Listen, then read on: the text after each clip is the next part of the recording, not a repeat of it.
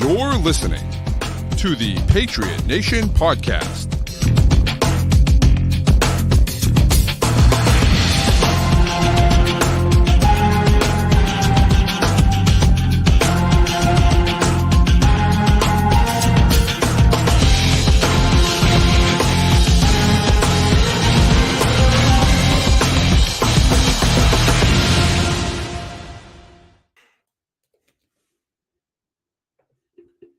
Podcast. As always, your boy Pat Lane here with my guy Matt St. Jean. And as always, this episode is brought to you by FanDuel, the official sports wagering partner of CLNS Media. Go to fanduel.com/Boston to sign up today. Matt, man, it's just so frustrating. Hey, all right, before we get into all the frustration, the Patriots scored 2 touchdowns today. Two whole touchdowns. I popped some champagne, baby. Oh, man. Listen, it's ugly. It's ugly. Honestly, when that's the situation, like, it's ugly, right? And, I think Belichick summed it up best. Like, when you look at, they had 10 penalties of 79 yards. On the first drive of the game, they had 2 penalties right away. And they had 3 penalties in the last 2 minutes of the game. You can't win. You can't win doing that crap. 5 penalties in the first quarter, 5 in the fourth quarter. Right. And this is what's happened to them consistently, nonstop, since the beginning of the season, really for the last 2 years. That was rough. Not good. Yeah. And I think before we get into the everything about this game, I think there are a lot of legitimate reasons why this team has not played well on the injury front. Yeah. But I also think if you look around the NFL, you're going to see a lot of teams that are banged up and finding ways to get things done better than what the Patriots have done. Like, you can look at this Sunday night game right now with the Giants that's a bad offensive line, and they're making enough work that they can run an offense with a backup quarterback. You have the New York Jets. They played today not just without Aaron Rodgers, but down their top 2 corners and beat the Eagles and made things happen. So I think injuries are a reason the Patriots are in this place, but it does not excuse the totality of what has happened here. 100%. 100%. And that's the thing, right? You can look at all the defense. You can look at all the injuries on the defensive side of the football and also on the offensive side of the football, right? Like, the guard play has been awful. And, a lot of that is because their 2 top guards are both hurt, right? And I thought that City So played okay today, but Mafi just continues to struggle. And Cole Strange just, hasn't been healthy. Now, I will say I was at a season ticket holder event. They do an away game viewing party every year. And so I went with the kids, and we had a good time. And so Fitzy was there. Fitzy was the MC and friend of the program, Fitzy. And he had Cole Strange. Cole Strange was there, and Strange said that he obviously can't guarantee anything, but he said he's hoping to play next week. Now, again, is that going to be the case? I have no idea, right? But he's hoping to play next week. If Strange can get back on the field, and Onwenu, who dressed today but didn't really play, can get back on the field, now you can figure out that right tackle spot. Is it going to be City So over there? But the issue that I have, here's the problem that I have, right? Malcolm Butler's back because he had to be, right? Because they were down 4 guys on the corners and everything else. Right? Who's back, Pat? Sorry. J.C. Jackson. J.C. Jackson is back. Sorry. He's wearing 29. That's last season when we had that Malcolm Butler in camp. Yes. So Malcolm wore 29. And it was funny enough, Malcolm wore 29 in camp, and so did J.C. Jackson. So, yeah. But anyways, but regardless, right? J.C. Jackson's back because there's a ton of guys hurt, right? Well, why haven't we brought someone in at tackle? I don't care who it is. Trade for someone. Do something. You can't keep sticking Vidarian Lowe out there. He sucks, and he's trying his best He's trying his hardest. I mean, God love the guy. He's doing the best that he can. But like on the final safety, Hunter Henry chips Max Crosby, and Lowe doesn't even touch him. He doesn't even touch him. He didn't get a hand on him. Well, it was Gesicki who was out there. And I mean, Crosby went through Gesicki and then Lowe like a hot knife through butter. It's like they weren't there, which I mean, I think it's credit to how good Max Crosby is as a player. He is, if he's not the best football player on the field today, it's only because Devontae Adams was also on the field today, with how well he's played. But like, man, the fact that you're chipping there with the tight end on Max Crosby, so the offensive tackle can get into position and he still doesn't get into position is really hard to deal with. And you talk about bringing guys in from outside the building. I'm looking at guys inside the building. Calvin Anderson's right there. He's active today. He was bad when he played. He wasn't this bad. I don't know why they haven't gone back to that to try it. I think when the guards are healthy, you got to try City So back out there at right tackle because he practiced there all of camp. Yep. And if they really think what they're getting from Vidarian Lowe right now is the best they can get at tackle, I mean, that's rough right now. And I don't think that's a great sign for Adrian Clem here in year one. And I understand he's not a miracle worker. He can't magically turn bad players into good players. But right now they got the worst right tackle in the league. They have the worst tackle in the league starting. And if you can get him up to, I mean, how many was he? PFF had him, I think, 73rd out of 73. If you can get him up to 63rd out of 73, that's going to help you a ton right now. Just even that incremental stuff. Yeah. And you gotta find a way to improve that. The guard spots should improve on their own with health. The tackle spot won't. You got to find something there. Yeah. Yeah. I just, it's very frustrating. It's very, very frustrating to watch. And listen, Kendrick Bourne showed up today. Kendrick Bourne showed up. He played well. And so, but this is kind of what we've been saying all along. Like, feed Kendrick Bourne. He's the best receiver on the team. We've been saying that since for 2 years. We've been saying that, right? And so, that's kind of, that's the hard part. Now, again, and I know, Nagan's on here talking about trade Cole Strange. And so, and fine, right? You think Cole Strange sucks. And I know people hate Cole Strange. I get it. I understand that. Okay. I don't like they took him at 29 overall either. I think it sucks that they took him at 29 overall. But here we are. Right? They took him at 29 overall. It just, it is what it is. You got to deal with it. He's not a bad player. He's fine. Yeah. He's not going to be, he's not going to be an all-pro guard, but he's going to be a decent enough guard that he's going to be able to give you respectable play at left guard. Now, I understand he had a bad first game back, but he's going to be able to give you decent play at left guard. And that's going to make your offensive line better. The game and a half or whatever it was, game and 3 quarters that he's played for you this season was through this nagging injury that he has not been able to push through. This is not what Cole Strange is going to look like when he's healthy. And I don't know how good he will actually be, but I think when you're looking forward for this team, unless he is, the injury is debilitating or he's just so bad in camp that he's a bust, you're bringing him onto this team as a starter next year just because, this team has a lot of holes that are going to have to be filled going forward. And when you got a first-round guard there, you can't just – you got to at least kick the tires on it and see what's going on before you push him out of the building. And also, if you trade him now, you're getting – because he's injured, you're getting nothing back for him. If he plays well, then you can try to get something back for him. But I literally don't think there would be a trade market for him right now because of the injury.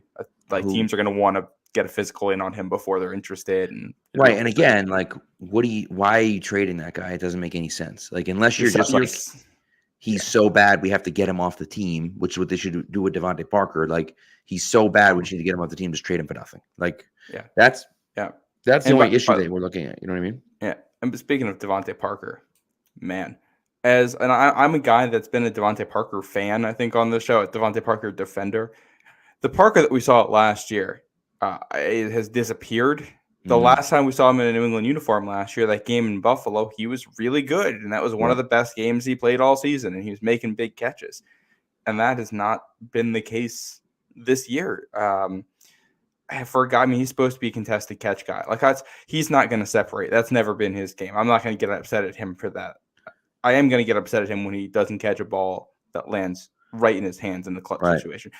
Plays like that, being able to make that catch, are why they gave him an extension, because he has shown throughout his entire career he can make that play, and you can't make it there. I don't know how you put him out on the field right now. The only way you take him off, the only way you're going to leave him on the field is if your other options are that bad. But they were playing Jalen Reagor over him for long stretches of the second half. Right. And that's kind of the hard part, is you look at it and say, well, Kayshon Boutte's on the team. He plays the same position he did. Plays the same position. Right? And so for me, if he plays the same position, friggin' take out Devontae Parker and put him in, right? And look, and I understand, and Nagan's on one talking about Isaiah Wynn, and fine, right? I thought Isaiah Wynn was a serviceable right tackle when he was healthy. The issue with Wynn is he was good enough. He convinced everybody to take the option, and then he got so hurt that he couldn't even play tackle anymore and had to be a guard. Right. And he's not very good doing that either. But so it's frustrating, right? And people are frustrated, and I understand that. I get that people are upset, and there's nothing wrong with that. I understand. By the way, Antonio Mafi is just awful. He's just god awful. Well, and he repeats the same mistakes. If you go watch Brett Coleman, who does terrific content on YouTube, did a video about the Patriots offense. And he talks about some of the issues with Antonio Mafi, which people who watched him in college will say he had the same issues in college over and over again, and it's popping up now here in the NFL. He doesn't have very good awareness as a blocker about where the pass rushers that aren't the one directly in front of him are. So when they're switching and moving all over the place, he can't stay with it. He can't track it. He doesn't get his hands on guys early enough to make it happen. He has the athletic ability to be good. And I think that's why you stick with him for now and see if he develops into at least a backup quality guy. But Mafi is not an NFL starter at this point. And he has to be, because you're down not just one, but two starters at guard. Right. Which is true. So Scott asked a question about Bill O'Brien. So how much blame is on Bill O'Brien's plate? I mean, look, I think it's a lot. I think it's a lot of blame on Bill O'Brien's plate. But at the same time, if you the problem is when you can't block, it's a nightmare, right? It's a nightmare, and you can't do anything. Now, what they were able to do, which they hadn't been able to do all year, but they were able to do today, was run the ball. I think that's seeing that was huge. The fact that they could run the ball was huge. Yeah. And so, I like that. I want them to keep doing that. But again, right? You look at it and just say, you have to be able to run, but then you also have to be able to protect the passer. And they weren't able to do that really all day. I mean, really the only good plays that Mac had were plays where he got the ball out quick, right? All of those throws are quick throws, right? I mean, it's just quick. That's it. You know what I mean? So, so I don't know. I don't know where you go from there, right? I honestly don't. And again, you take the safety, and it's hard. And this is the hard part. Everyone deserves blame. Mac Jones played better today, but he also almost had another pick, right? And it's right through the guy's hands, for God's sakes. That should have been an easy interception in the red zone. Yeah. Patriots ended up scoring a touchdown on that drive, but that could have easily ended with an interception right there. And if he's running the other way, he may not score, but he's one of those guys where that's a terrible pass, a terrible throw. An awful decision, ends up just thankfully going right through his hands. And, it's not, I don't know. And so there's lots of blame to go around. And I'm not saying that, let's not get it twisted here and say that, Mac doesn't deserve any blame or whatever, because Mac was awful. Like at times, he was pretty good at times, but he was awful at times too. That interception was, man, that interception was so bad. Well, I think the issue with Mac too at this point is that it's the same thing over and over. Like he tries to extend a play, and sometimes when he tries to extend a play, he doesn't see a defender and he throws it right to him. Sometimes when he tries to extend a play, the throw just goes wild. This was the latter. I think he had Hunter Henry open. He at least had a chance to complete that throw. Doesn't put it anywhere near him. Right. So you get that, and that basically is probably like a 6-point swing because the Raiders go down and kick a field goal right after, and it takes 3 points off the board for you minimum, and you could have scored a touchdown on that drive. And, you got the throw that should have been picked off like you're talking about. And Mac had some bad moments. He also made probably his best throw of the season today. Yep. And when you're trying to pull out a comeback and the guys around him couldn't hold up their end of the bargain, and that right there is the Mac Jones saga. He's not consistently able to make things happen. He can't push the ball downfield consistently enough. So you end up with a really limited window of opportunities where he's going to make plays happen.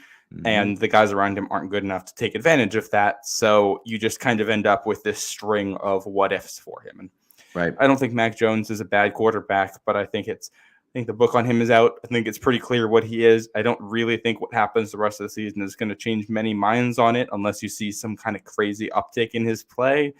I think it's clear he's not the guy. And if this team needs a new quarterback, that's going to come with an overhaul of the organization, the football part of the organization from the top down. Because there's no real sense in drafting a new quarterback when your head coach is going to be 72 years old next year. You're not drafting a new quarterback when the coach isn't even going to be there through his whole rookie deal. So I think that's where we're at with that. It's true. When you talk about, quarterback, right? And, a bunch of people have been asking this, but Gary asked about should Malik Cunningham start at QB moving forward. Now, here's the thing with that. Here's the only issue that I have with that. He's not going to start a quarterback. I think it's pretty obvious that he's not going to start a quarterback, right? What's funny is that he was the backup quarterback today, but he didn't even take snaps. He took 0 snaps in warmups. And so, apparently warmed up in the locker room. Yeah, it's weird. That's weird. I don't know why. So everybody knows he's the backup quarterback. There's no advantage to playing mind games by having him warm up in the locker room. Yeah, makes no sense. So I don't know. I'm not really sure the thought process behind that. I don't know what the situation is, but it's fairly clear that he's not in their plans at QB moving forward. Now, I will say that it can't get much, at least they scored some touchdowns today, right? But the last 2.5 games before the second half, it can't get much worse offensively. So why are we, why do you keep throwing Mac Jones out there and just see we just keep throwing him out there and then it's it doesn't work and we're banging our heads against the wall. The only 2 drives that we had that were good were running drives, or the one drive that we had where, of course, Zeke catches the ball, and it wasn't. By the way, it was a clear holding call on Hunter Henry. I know people are upset about the refs, but that's a clear.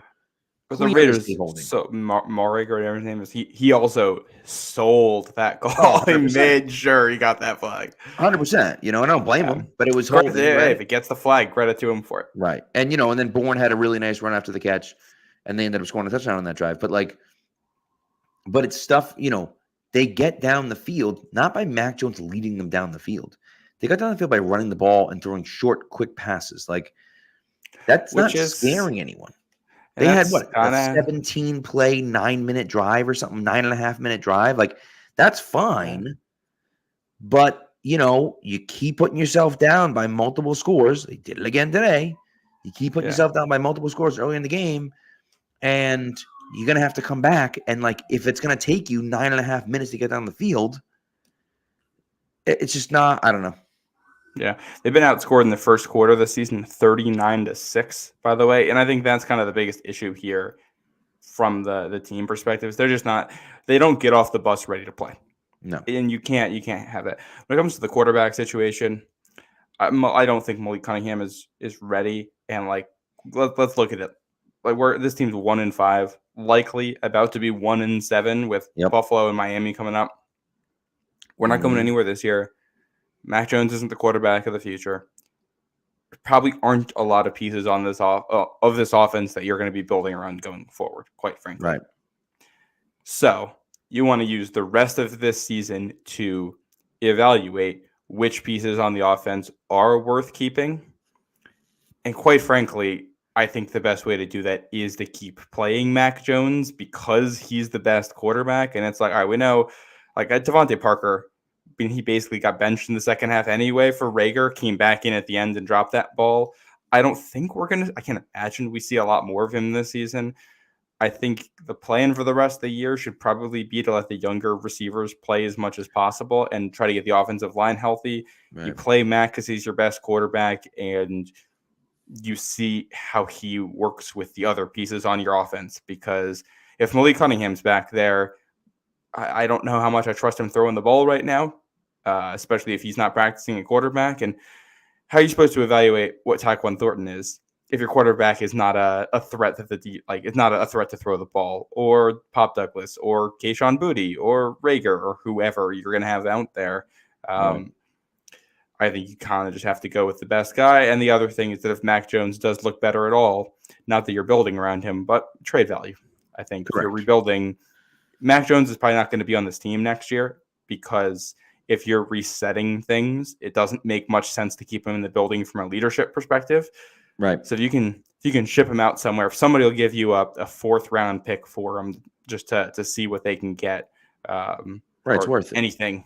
Yeah, so you start him, and quite frankly, this offense is not good. There aren't players on this team that can make it good. There aren't people they can add to this team that can make it good. Right. This is what it's going to be, and I think you can shift the chairs around on the Titanic deck as much as you want. It's still going down, and let's try to figure out what we can build around. Mm-hmm. No, 100%. And the other part of it too, I just saw a few people mention it, so I got to mention it. I understand, right? I understand that Malik Cunningham got a 3-year deal. It's not like they were like, oh, we love this guy. No, it was a UDFA deal. He got a 3-year deal because that's what UDFA is signed. It has nothing to do with we love this guy. Instead of giving him a 1-year deal, we're going to give him. No. That's not how it works.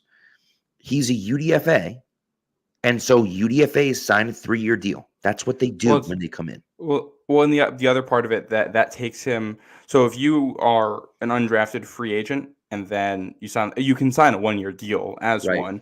When you become a free agent after, you're either a restricted free agent or exclusive there's another free agent. Exclusive rights. Yeah.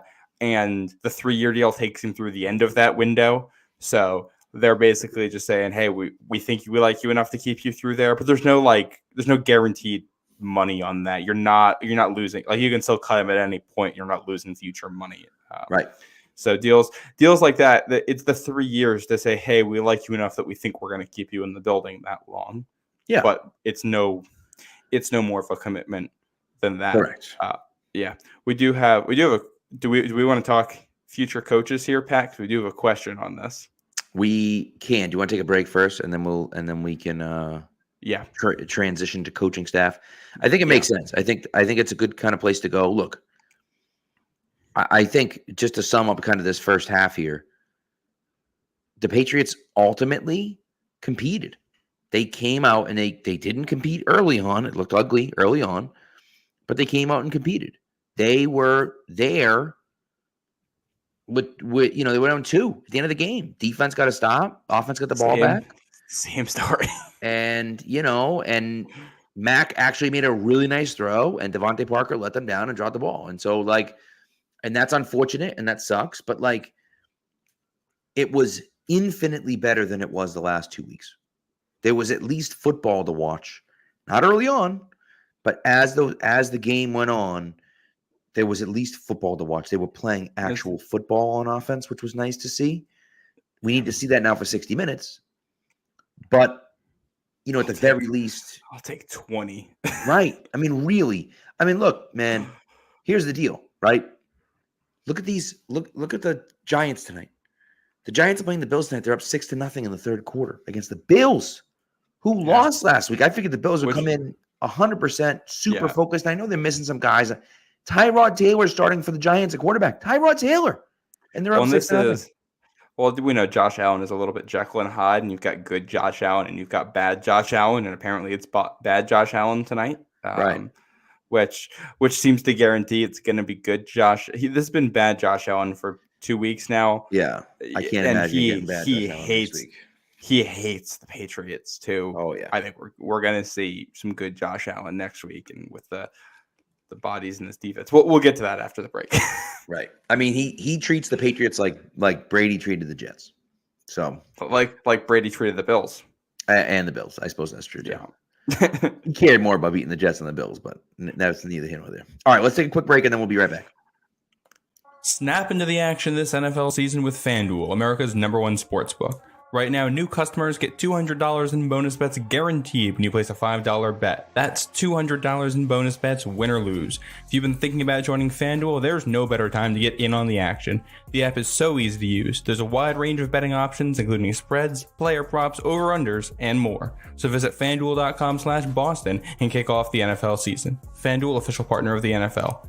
Ages 21 and up and present, Massachusetts. Hope is here. First online real money wager only. $10 first deposit required. Bonus issued as non-withdrawable bonus bets that expire 7 days after receipt. Restrictions apply. See terms at sportsbook.fanduel.com. Gamblinghelplinema.org or call 800-327-5050 for 24/7 support. Play it smart from the start. GameSenseMA.com or call 1-800-GAM-1234.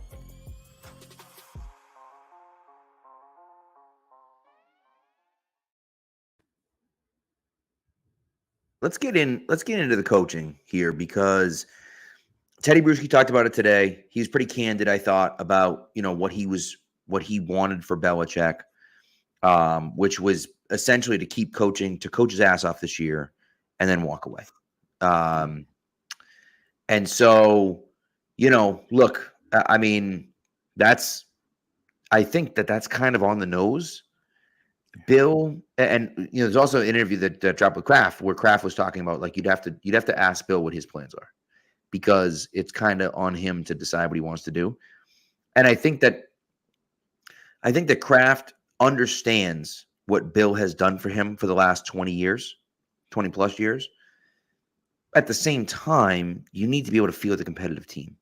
And if you feel as though you're not going to be able to field a competitive team, then you just simply have to move on. Yeah, I think it's that simple. And the other thing, I think Bill Belichick is the greatest coach of all time.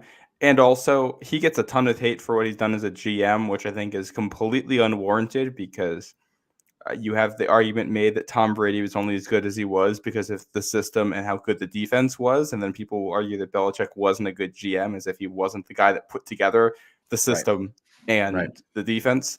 Yep. So I think he goes down as one of the greatest to ever do it, period, in this sport, and the greatest coach of all time.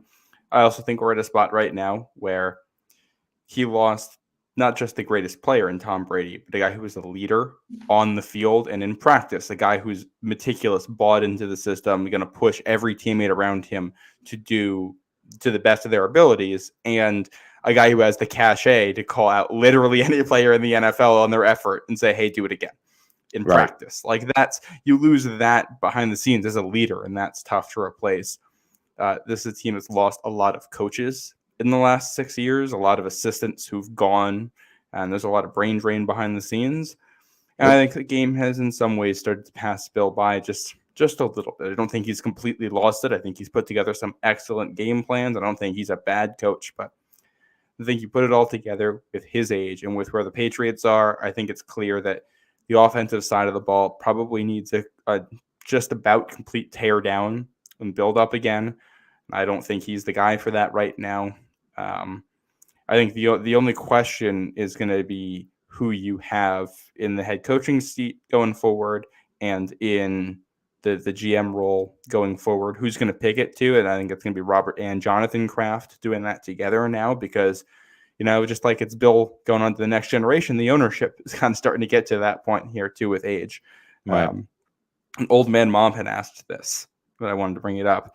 Am I crazy for saying I'm worried about the idea of Gerard Mayo taking over as head coach because he might just be another Bill head coach? I want your thoughts, Pat, but I wanted to give mine real quick here.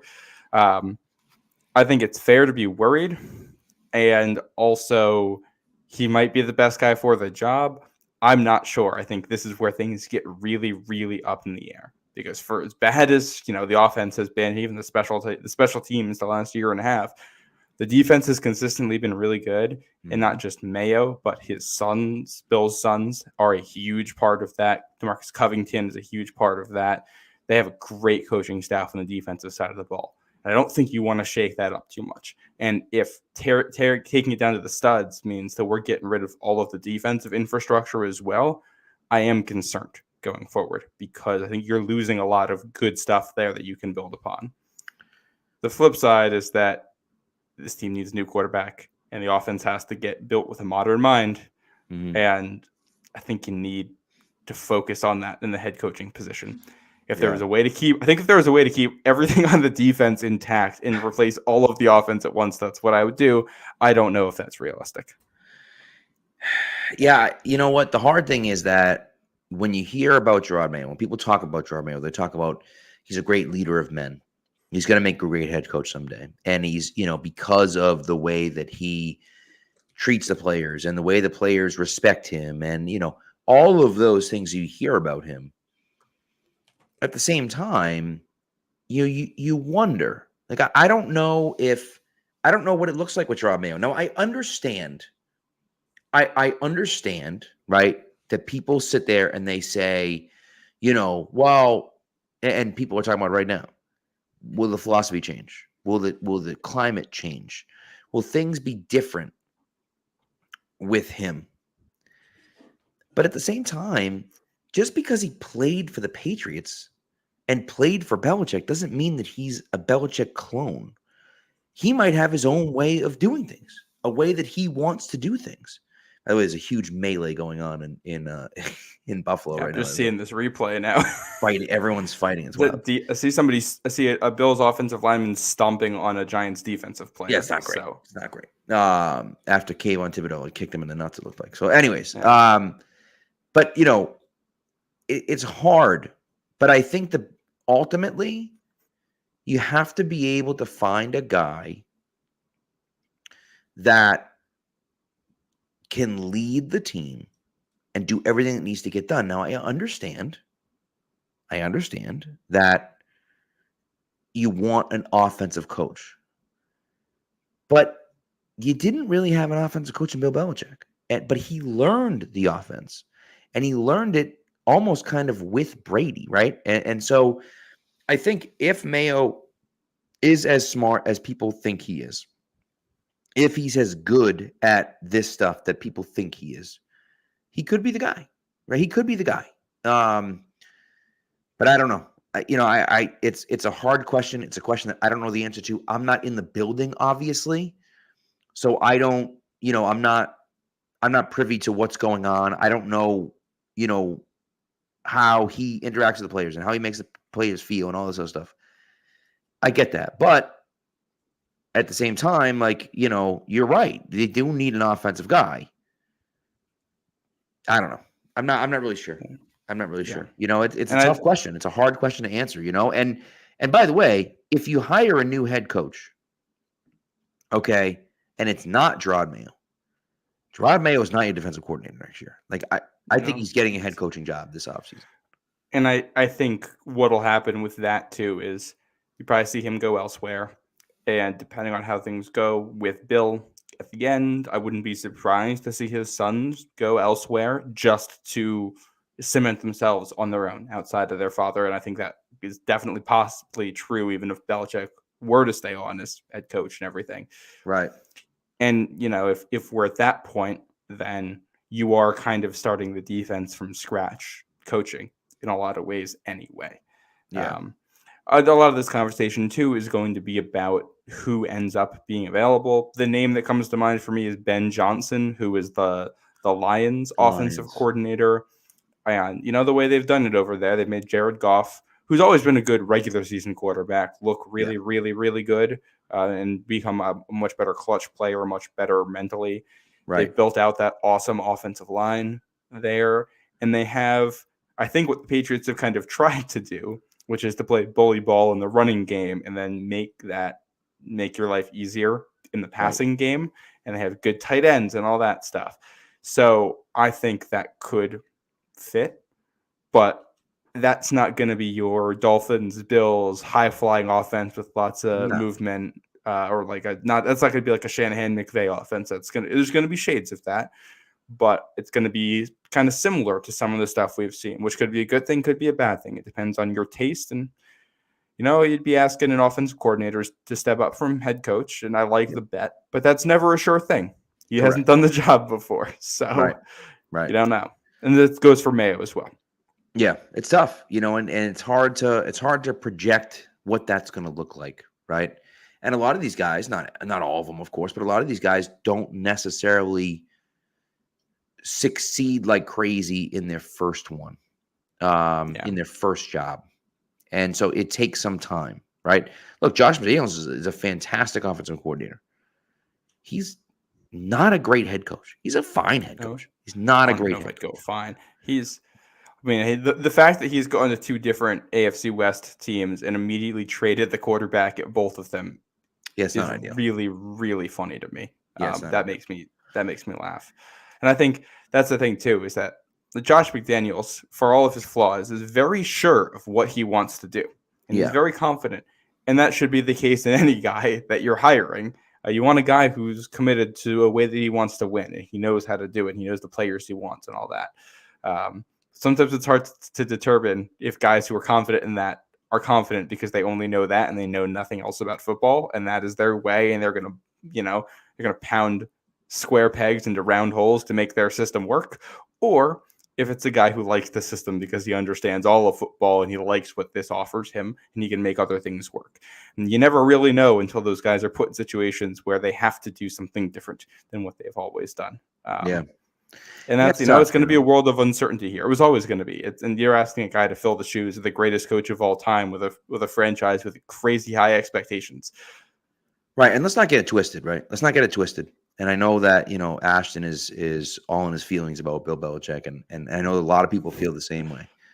But Bill Belichick is the greatest coach of all time. Period. Yeah, there's no doubt about Full that. stop. He's the greatest coach of all time.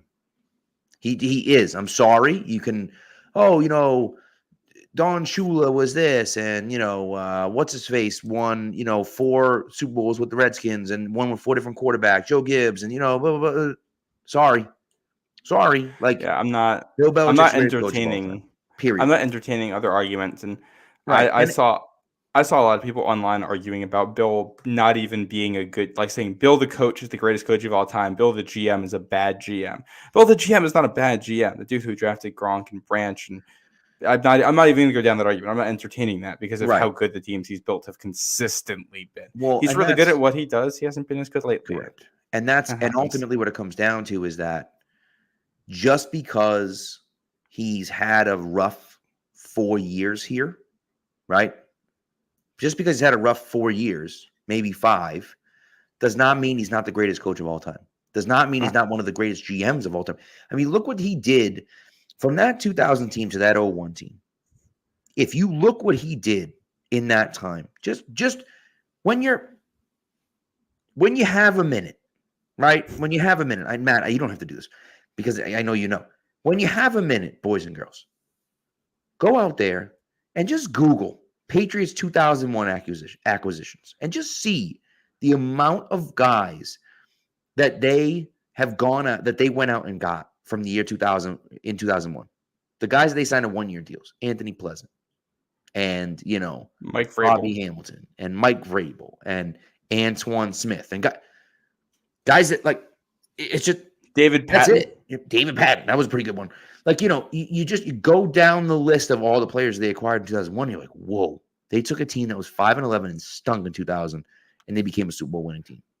And not only that 5-11 team didn't have a lot of good core pieces to it. And a lot of those 11 losses were close games against decent teams where you could see, hey, the only reason that this game even got close was because of the coaching. Right. And I will say, old man mom says it here until I'll put it up here.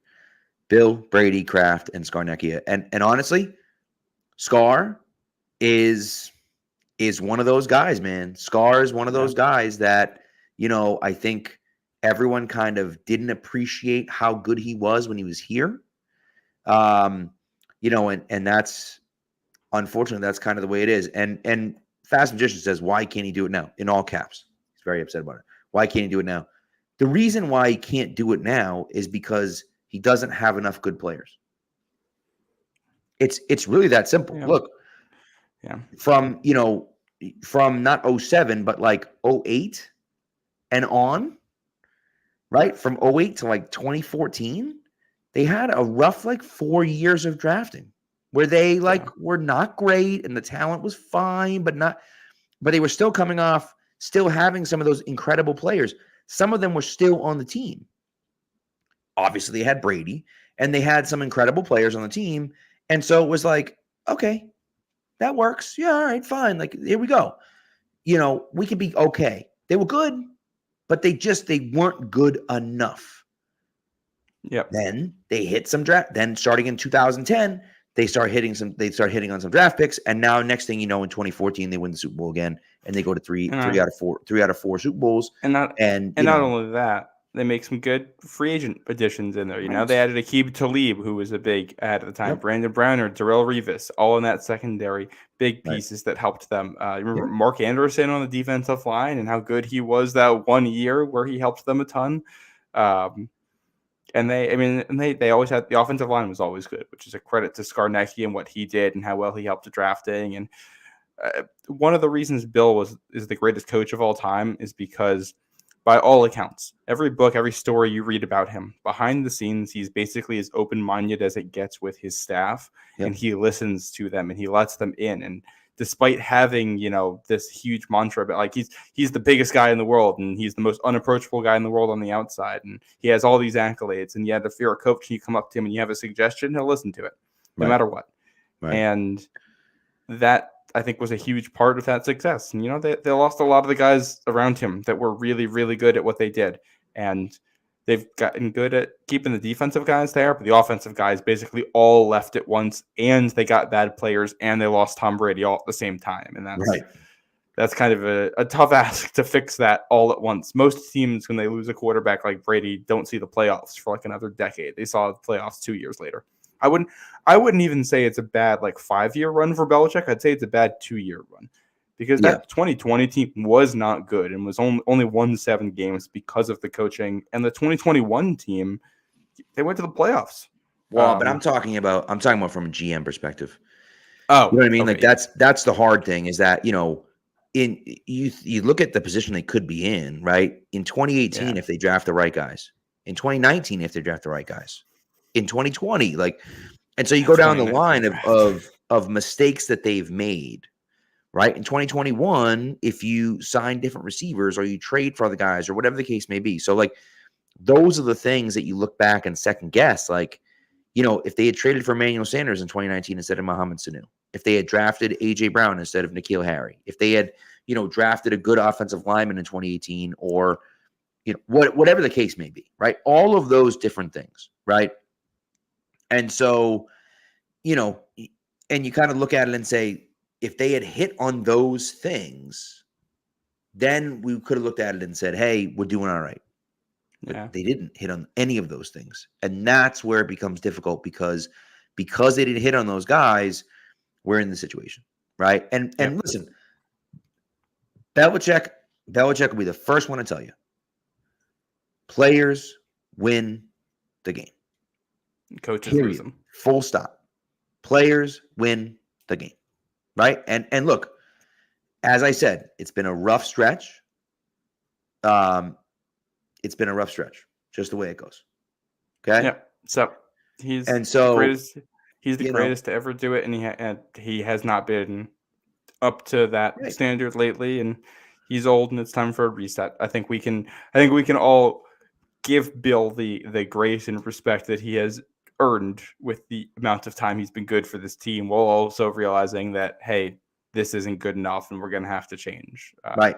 Tom Brady didn't look great the last 2 years. I mean, he's fine, but he didn't look the way he certainly wasn't the greatest quarterback of all time for the last 2 years of his career. Do we hold that against Tom Brady? Are we saying Tom Brady isn't the greatest quarterback of all time anymore because, well, he didn't win a playoff game with the, with the Tampa Bay Buccaneers, and he couldn't carry that team to the Super Bowl for 2 years in a row? Like, is that what we're sitting here doing? You know what I mean? Like, come on, And look, again, I get it. Be upset and say it's on Bill and the game's passed him by and blah blah. Say all the things. Say all of them. Fine. But like at the end of the day, let's appreciate what we had and understand that Bill is still the greatest coach of all time. He's still one of the best GMs of all time, and he is the architect of the dynasty. Yep. And he's the greatest coach of all time until somebody else wins 6 Super Bowls. Like Correct. That's which Correct. It's probably going to be well. And if somebody does, they deserve a ton of flowers because it's a high bar. Maybe Andy Reid can get there. Maybe Andy Reid with Patrick Mahomes, if they continue to play the way they've been playing, can get there, right? But I don't know if they can, but maybe they can. We'll see. We'll see what happens. And again, he's passed. By the way, Ashton, I wasn't talking about Brady in the last 2 years with the Patriots. I was talking about Brady in the last 2 years with the Buccaneers. So Bill Belichick wasn't his GM, and as far as I know. He wasn't great in 2019 either, which I think had a lot to do with the way things kind of fell apart around him there. But right, I think that's also a lesson to be learned for this Patriots team. It is a team game regardless, and applying that to this Patriots team, Mac Jones, not good enough right now, even though he has good moments. I don't think he's a bad quarterback, but he isn't a good one. He certainly is not a franchise guy. And also, we can say that statement and also say the other 10 guys on the field on offense need to play better. We saw Tyquan Thornton today. Did we? I know. He had one catch. It was actually a really nice catch. Yeah, it was nice. And he did. He drew a holding call where if he didn't get held, he probably would have been wide open in the end zone. So that's good. I think the other thing too, like Kayshon Boutte not getting on the field, and him posting about it on social media. Like, Pat, I go back to the draft and me talking about how I was not a fan of his because there were issues with him, off-field issues at LSU and buy-in issues, and he has not been a good enough player to be mouthing off about not getting on the field. And we're 6 games in, and it seems like there's already issues with that. And I agree with that. I think it's hard because, he's a human being. He sees how crappy the wide receivers are playing, and he thinks he can do better. And I don't blame him for that. I also think that, there are serious issues with him, which is why he got drafted in the 6th round, right? If he was a 2nd-round draft pick, I'd be killing the Patriots for that. Yeah. But he was a 6th-round pick for a reason. He's incredibly talented. Incredibly talented. Yeah. But it's not good enough. You see what I'm saying? And so it's hard, and it's hard. And again, look, to the people in the chat that have only been watching football for the last 5 years, I know it's hard to realize that Bill Belichick is actually a really good GM. He is. Yeah, as I said, he's had a tough few years. 100%, and you can be all over him. Listen, I wrote like 3 articles about his handling of the Stephon Gilmore, J.C. Jackson situation. I thought it was a disaster, a complete disaster. And so he's made some serious mistakes, and I think that it's an issue that has been going on for a while. But again, it just is what it is. It is what it is. Yeah. Right. And that's kind of where I'm at, And I think a lot of the roots of the issues have been going back to that kind of 2015 to 2018 stretch where they won Super Bowls in that span, but a lot of the moves they made didn't pay off long term, which then set up some of the future failures. So I don't know if Kraft has been like bad for a while, or not Kraft. Bill, the GM, has been bad for a while or whatever. I think he's just kind of taken risks that haven't paid off. Which, by the way, I'm not going to do I'm not even going to give this comment the significance of putting it up on screen, but I did see somebody say that Bill has never drafted a good player.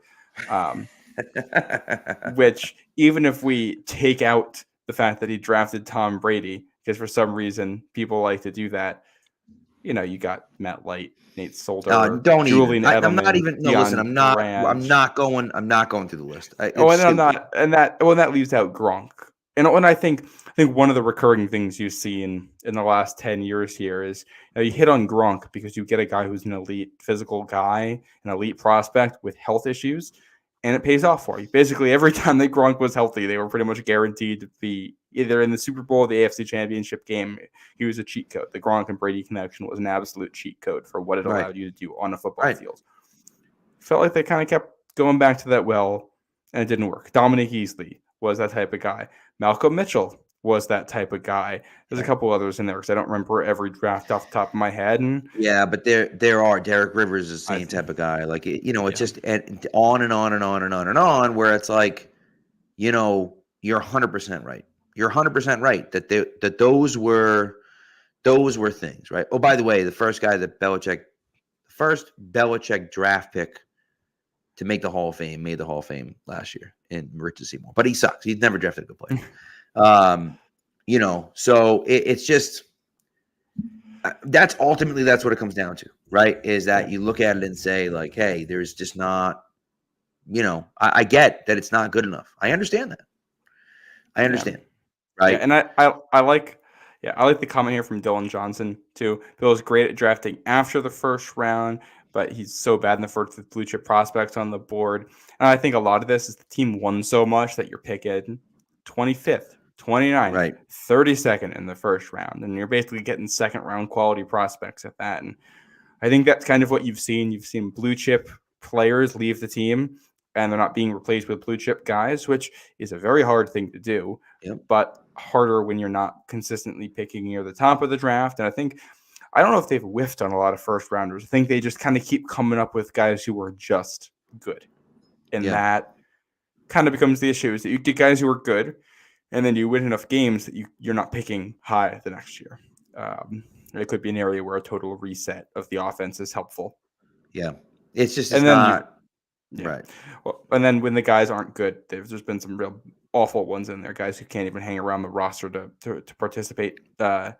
Duke Dawson, the two tight ends in 2020 are guys who stick in my head.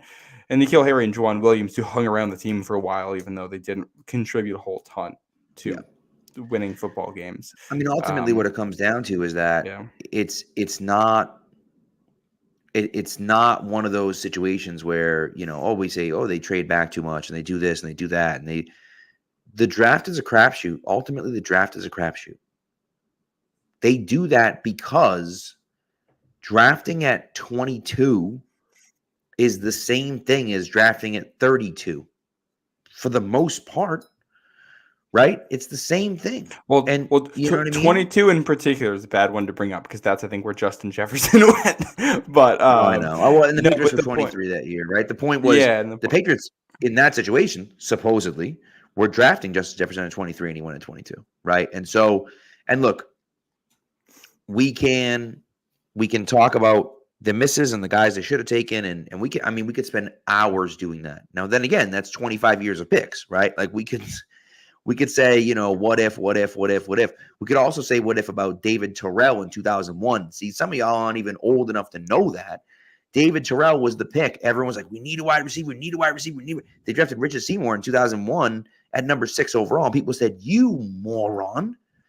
Bill Belichick's the stupidest man on the planet for drafting a defensive lineman at number 6 over. David Terrell is the best wide receiver in the country. He didn't draft that guy. Oh, Richard Seymour just turned into a Hall of Fame player. He turned out okay. David Terrell was on a different team. Matter of fact, he played for the Patriots for a little while because he sucked so much. Yeah, that he played for the Bears, right? Right, drafted by the Bears. So so that's the type of stuff for me where it's like it just becomes one of those situations where it's like we can second guess all of these things. As many misses as he's had, and he's had a lot, he's had just as many, if not more, hits. Right. And that's what it comes down to. And unfortunately, it goes in waves. When you hit on a blue chip player, true blue chip players, Donta Hightower, McCourty, Edelman, Gronk, all the Tom Brady, apparently. Nobody right knew it at the and time. well, right. But my point is that look at all those guys that you got as blue chip players, right? And then all of a sudden you get the Christian Gonzalez. well, right, but you get 3 out of 4 Super Bowls because you hit on those blue chip players, and then you fill in the rest of your roster with other players.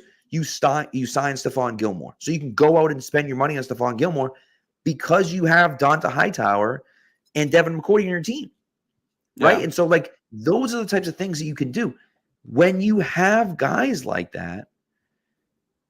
Like, that's what you can do with your team when you don't have the true blue chip guys. That's when your team begins to. Oh, I forgot about Vince Wilfork, who's going to be a Hall of Famer too. So, like, legend. When you have those guys, you can build around those players.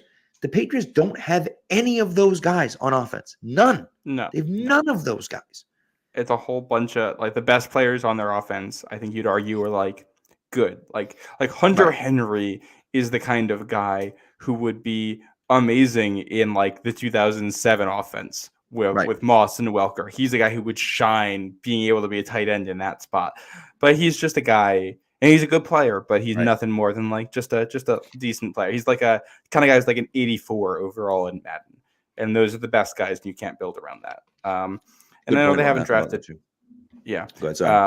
When it also, there was a comment in here about, taking the kicker and the punter in the draft this year. I'm old enough to have been alive last January when they, lost to the Bills because they returned 2 kicks because your kicker can't get the ball to the end zone when he's kicking off, and how bad their punter situation was. They had 12 draft picks this year. The issue isn't that he's drafting the kicker and the punter. The issue is that they whiffed on offense, so many offensive picks in like 2017, 2018, 2019. And no, they didn't pick any in 2017, but 2018, 2019, all those drafts that now you have to fill the holes in your team that you'd regularly have to fill anyway, and you have no premier offensive talent. And you're at a spot where, you can't not pick Christian Gonzalez because of how good he is. And none of the receivers at that spot, I think, changed with this offense this year. But right now, it's clear they need to have a better wide receiver 1. They need a better wide receiver 2. They need maybe a better tight end in the mix. And they need, if we're talking for just next season, hypothetically, they re-sign, Onwenu and Trent Brown. Hypothetically, they re-sign those 2 guys. I think it's clear you need a right tackle, and you probably need a center as well, because David Andrews is getting long in the tooth, and I think his days are numbered in the NFL at this point. And that's bare minimum. And for the most part, offensive tackle, wide receiver, tight ends, things like that, you're only finding those in the first round. Usually, you only have so many picks. That's kind of where they've gotten with this. You're in offensive debt in some ways because you need players who you can only get through the draft because they're not good enough to hit free agency, and guys who are regularly only available at the top of the draft, day 1 or day 2, and you only have so many picks in that range. That's kind of the issue of where they are right now. And regardless of who the GM is next April when the draft comes around, I think it's kind of obvious that whoever's going to be in that spot is going to be drafting heavily on the offensive side of the ball to start, because that's where this team needs investment. Defense when healthy is good. The defense is very good when healthy. That's not really the concern now. The concern is the offense, and there's a lot of talent on offense in the draft this year, thankfully. Well, that's the thing. And the defense was pretty good, is still pretty good. And they're without John Jones left again with an injury, but they're without Marcus Jones and Jack Jones, and John Jones is still hobbled, and Christian Gonzalez. That's your top 4 corners, right? And then top 3 pass rushers, Judon, and then Keon White and Josh Uche go out with injuries. Right. So it's brutal. And so the injuries you have on defense becomes insurmountable, but then you still have guys that can fill in. Christian Barmore had a great game today.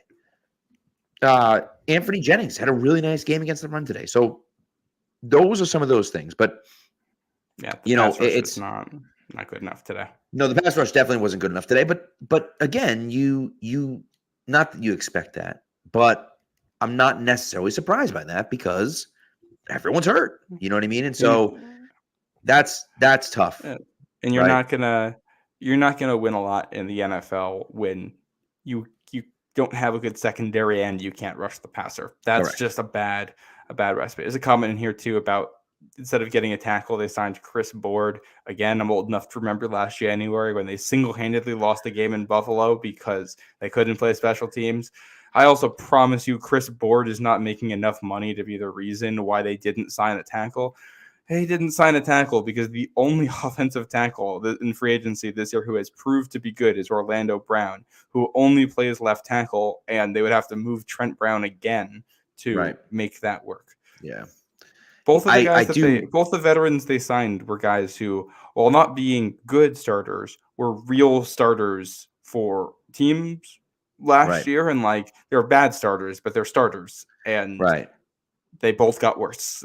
You can't predict Yeah. that they're just gonna get Well, worse. and Anderson, I don't know what happened to him over the summer, but he was on the NFI, which is tough. Yeah, that's Yeah. just unfortunately, it's had- just a bad, he didn't have any off season essentially, which sucks, So, and also, by the way, the special teams was garbage last year. The special teams coverage was garbage all year last year. Yeah, they were bad, and the special teams still aren't good now, which I think mostly the numbers have a lot to do with Ryland missing some kicks, and I'm guessing that's going to go up. Beringer has been a little inconsistent, but I mean, you go back, Mike Reese had put out an article on this, not an article, but one of his Sunday notes, I think, over the summer talking about this. And the last team to have rookies at kicker and punter was 2000 Raiders, I believe. And they were shaky because a lot of times rookies at kicker and punter are shaky, and it takes a year or two to really acclimate to the NFL. So, no, I mean, I think you needed the investment there. And I promise you, guys who were not sitting there at those spots who were going to change the outcome of the offense this year, the investment they need on offense, there was no path this offseason to fixing the offense.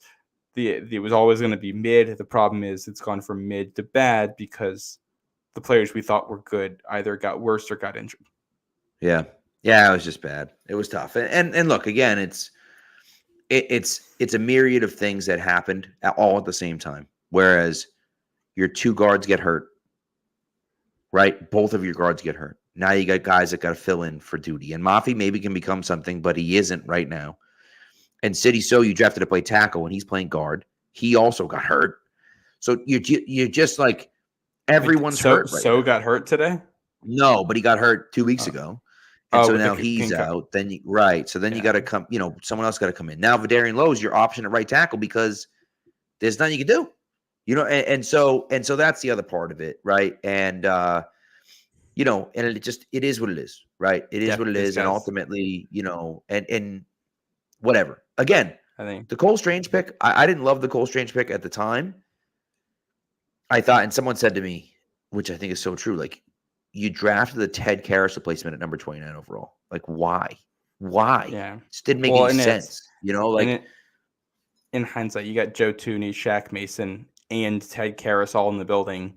And you don't keep any of them. Let them all go. And trade them all, let them walk. The spending spree you go on and you don't keep Joe Tooney in that mix. I think that's when I think Cole Strange probably going to be a good enough player that we're all, it'll be still a joke that he was taken at 29th, but people will mostly get over it. But the fact that you could have had Joe Tooney instead and probably gone in a different position, I think that's questionable. And I think there's a lot of understandable and justifiable, but still questionable decisions in the last couple of years. And when you add them all up, it's all right. We're taking risk here. And it's just none of them are paying off. None of them are going the way you think they're going to go. And that's how 100%. You end up where you are. By the way, Josh Allen just did the Josh Allen thing where you're like, oh, no. Oh, touchdown. Okay. Is it? So are they up now like 14-6 or about to be 14? 14. Oh, 9. Okay. What a weird football game. A bizarre game. I'm rooting for the Bills only because they're my knockout pool team, and so I need to not lose that game. I had the Rams over the Cardinals earlier, so I'm good. That was a tough one too. That was a tough one. Yeah. So so I think I think the path from here, it gets tough because if I were the GM of the team right now and I had infinite job security, I would say you're selling off the pieces that are good. Yep. I think that means Kendrick Bourne, probably Hunter Henry. I think you're going to keep Jabril Peppers, who was really good today. I think he's an emotional leader and a guy you probably want in that clubhouse. You're probably going to trade Uche. You're going to keep Onwenu around. You're going to keep Duggar around. Uche, you're either keeping around or you're trading him. It's one or the other. I don't care which one. I think you just feel it out based on value. The problem is Bill Belichick, coaching for his job right now, and they're going to have some conversations. He and Kraft are going to have some tough conversations about what goes on here because I'm sure Bill doesn't want to be selling, and I'm sure he wants to give it his all and try to win every single game the rest of the way. It's a tough situation. What's best for the future of the franchise is not necessarily what's best for Bill Belichick keeping his job as the head coach and GM of this team. Right. And this is where, as an organization, they have to figure out what the plan is going to be going forward. And I don't think they would fire Bill Belichick mid-season. But also, if he says, I'm trying to go for it, and he's trying to make moves, if he's, saying, I'm going to send a second-round pick for Jerry Jeudy, hypothetically, because I'm trying to save my job. That'd be crazy. We can't be mortgaging the future for moves to take this from a 3-win team to a 4-win team. And that's not what we're trying to do. Well, right. And not just that, but the other part of it for me is that, what does it look like what does it look like at the end of the year? Right. And I caution people that want to tank. Tanking is not good for the culture of your locker room. And I know we want to get rid of people. I know we want, but tanking and just losing on purpose almost is not good. It doesn't build winning, and you need to build winning in your team. And right now, it's not good, but you can't do that. Yeah, and I to go with that, I had pulled this the other day. I was just looking at some of the teams with the top Super Bowl odds right now and where they'd gotten their quarterbacks. This is from the other day, so the numbers may have changed and everything in the order. The 49ers were the favorite, and obviously they got their quarterback at 262nd there, which is probably not sustainable. But what was sustainable, they got high enough draft picks that they were able to build a team. But they also kind of got fortunate in that they had the good teams where players got hurt and they were able to get good draft picks. But they had got enough talent there where they traded all that for Trey Lance, and it didn't end up mattering because the team was good, and then they dropped in a quarterback. Go to the Chiefs. I think they were a playoff team with Alex Smith, and then they trade up for Patrick Mahomes. I'm pretty sure that's how that went, or they were just outside the playoffs. They were a decent team. They moved up to get their quarterback. Who's the next year? Eagles. Now they get their quarterback in the second round when they were kind of a middling team. The Bills had made the playoffs the year before, and they traded up to go get Josh Allen. Now the Dolphins were bad, and they picked top 5. The Chargers were bad, and they picked at 6. The Cowboys got a guy in the second round. Ravens, they got Lamar Jackson at the last pick of the first round, traded up for that. Right? Yep. The Lions are there with Jared Goff, the guy who's, the number 1 pick, but they didn't pick him there. They traded for him and made it work. So I think there's a lot of ways to get quarterback, a lot of ways to rebuild. You don't have to completely bottom out to do it. But I do think what we're looking at for the future is you're probably selling off and trying to build an offense for the next 2 years and then drop a quarterback in after.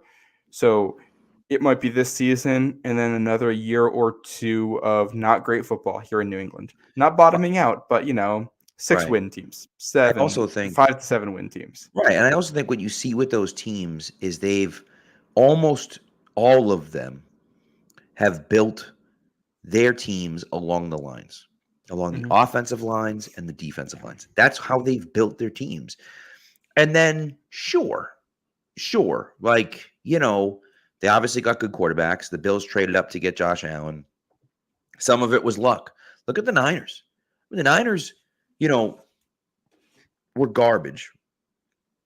They traded a second-round pick for Jimmy G, right? They end up finishing the season, 6-10. So, and all of a sudden they're good because they built their offensive line. They built a really good defense. Jimmy G ends up not being the guy. Okay, well, fine. All right, let's bring someone else in. Oh, well, okay, fine, that works. Oh, then we just happen to draft the guy last pick of the draft, and he pays off, right? And so it's like it's not one of those things for me where it's like you have to draft a guy in the top 5. You know, obviously you want to, but you have to build a team around him too.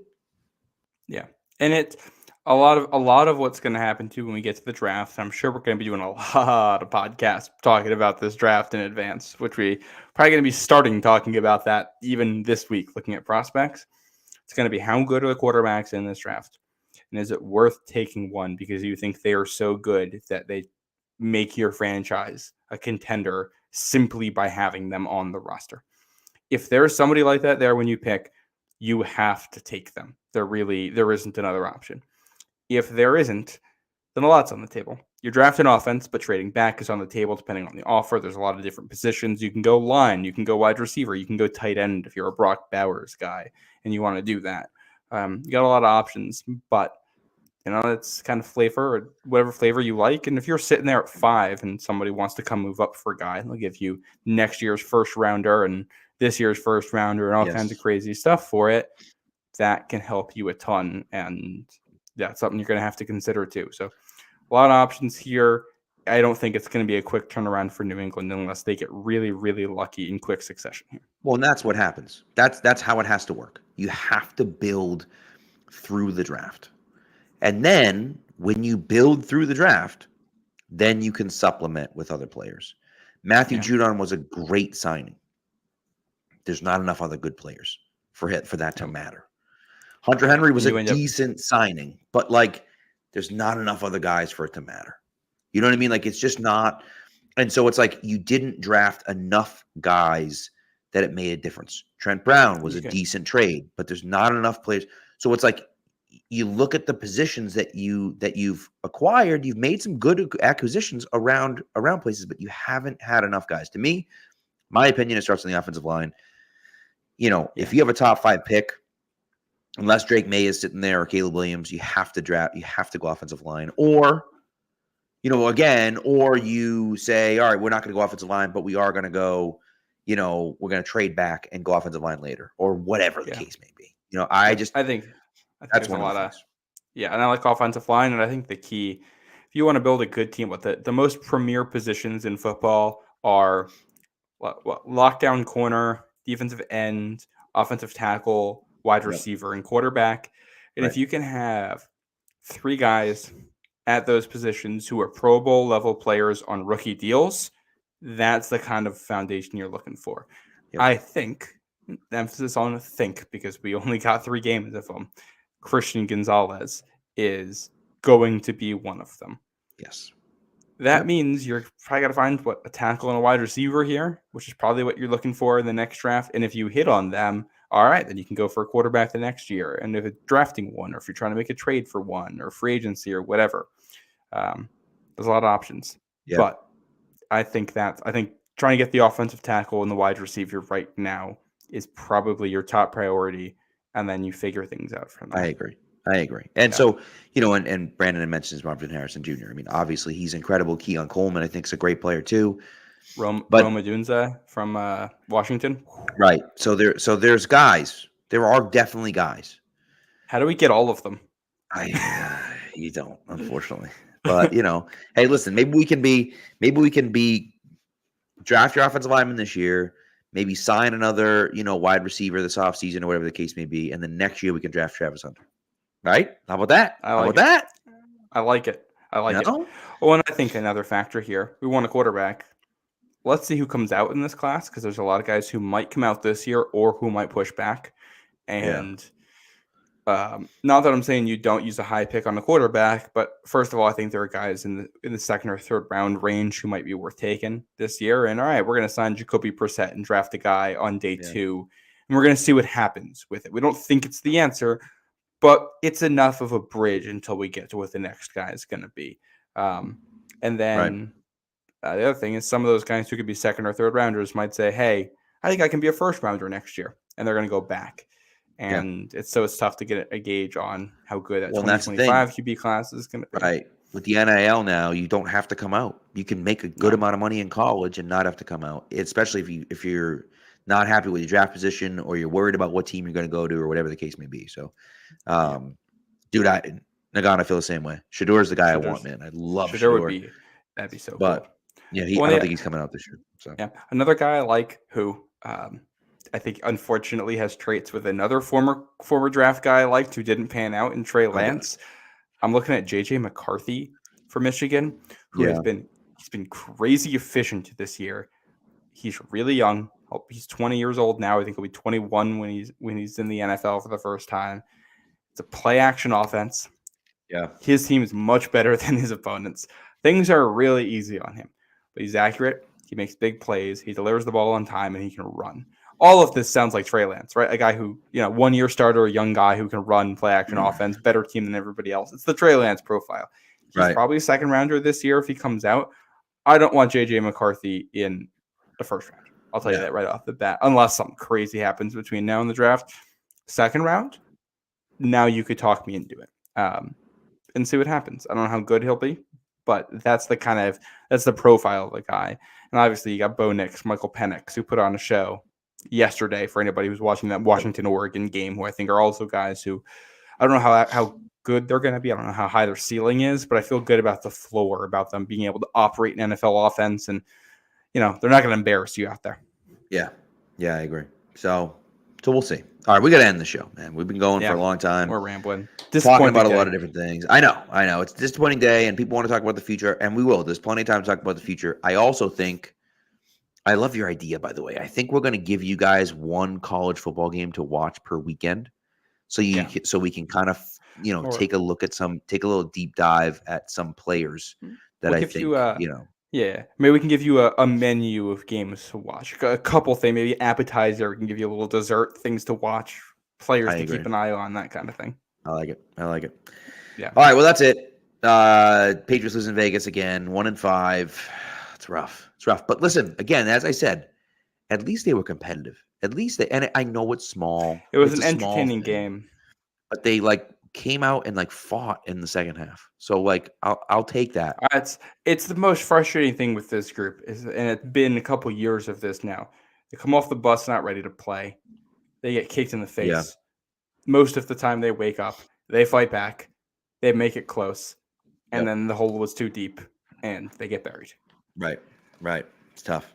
So they haven't won a game that they trailed in at any point all season long. And in the Jets, and they led wire against the Jets. I don't think they led in any of the other games this season. So it's just been wire to wire, no lead changes, and that's disheartening for sure. Because you go down 3-0, and it feels like that's the ball game. Well, when Vegas went up, 10, and it was just that was it. There we go again.